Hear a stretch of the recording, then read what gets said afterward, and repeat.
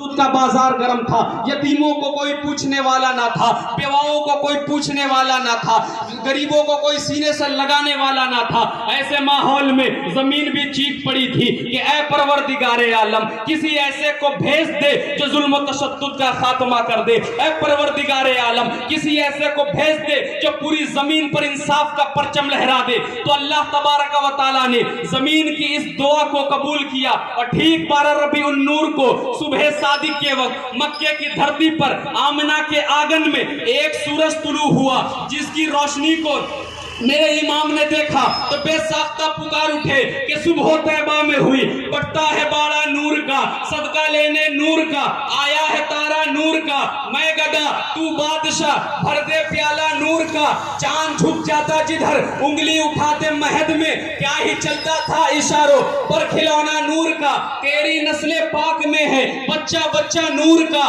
तू है ऐने नूर तेरा, सब घराना नूर का। और ऐ रजा ये अहमद नूरी का फैज़े नूर है, हो गई मेरी गजल बढ़कर कसीदा, हो गई मेरी गजल बढ़कर कसीदा नूर का। हजरात मोहतरम, अगर आमद मुस्तफ़ा न होती, मुस्तफ़ा की आमद न होती, मुस्तफ़ा का मिलाद न होता तो इस कायनात को खलते वजूद ही न मिलता। अल्लामा इकबाल ने कहा था, हो न ये फूल तो बुलबुल का तरन्नुम भी न हो, चमने दहर में कलियों का तबस्सुम भी न हो न ये साकी तो फिर मैं भी न हो, खुम भी न हो, बस में तौहीद भी दुनिया में न हो, तुम भी न हो।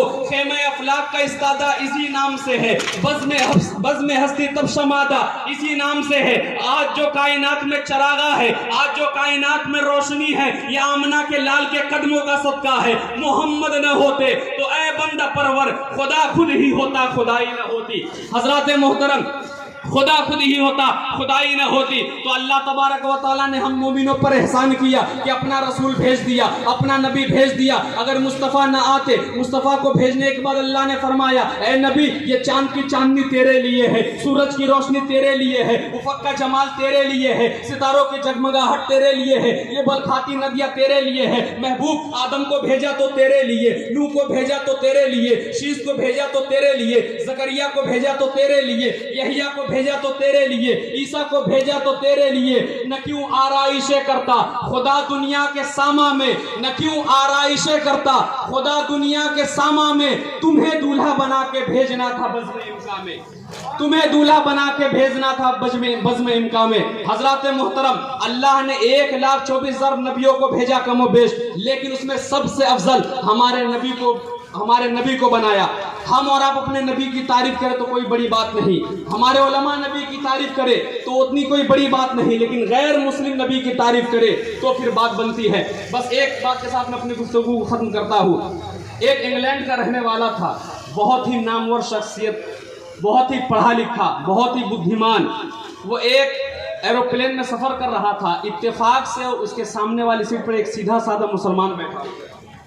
तो उस इंग्लैंड का रहने वाले ने सवाल किया, ऐ शख्स तू ये बता कि जब तेरा कोई मौलवी स्टेज पे आता है तो वो कहता मेरा नबी सबसे महान, मेरा नबी सबसे अफजल, तो आखिर उस महानता की कोई ना कोई तो वजह होगी, आखिर उस महानता की कोई तो वजह होगी।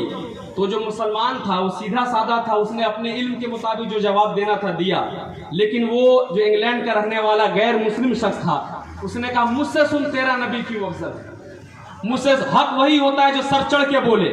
तो वो इंग्लैंड का, मुझसे सुन तेरा नबी अफजल क्यों है। वो शख्स कहता है सुनो, मैं इंग्लैंड का रहने वाला हूँ, इंग्लैंड के अंदर एक पार्लियामेंट है, वहाँ बहुत ही बुद्धिमान लोग आते हैं, चुने हुए लोग आते हैं, एजुकेटेड पर्सन आते हैं, पढ़े लिखे आते हैं, और उस पार्लियामेंट के अंदर कानून बनाते हैं, ये कानून नाफिज करते हैं कि देश कैसे चलेगा, देश को किस तरह तरक्की दी जाए, इंग्लैंड को किस तरह आगे बढ़ाया जाए, इंग्लैंड को किस तरह तरक्की दी जाए। लेकिन वही लोग, अभी ज्यादा जमाना नहीं गुजरता, लोगों ने कानून बनाया था।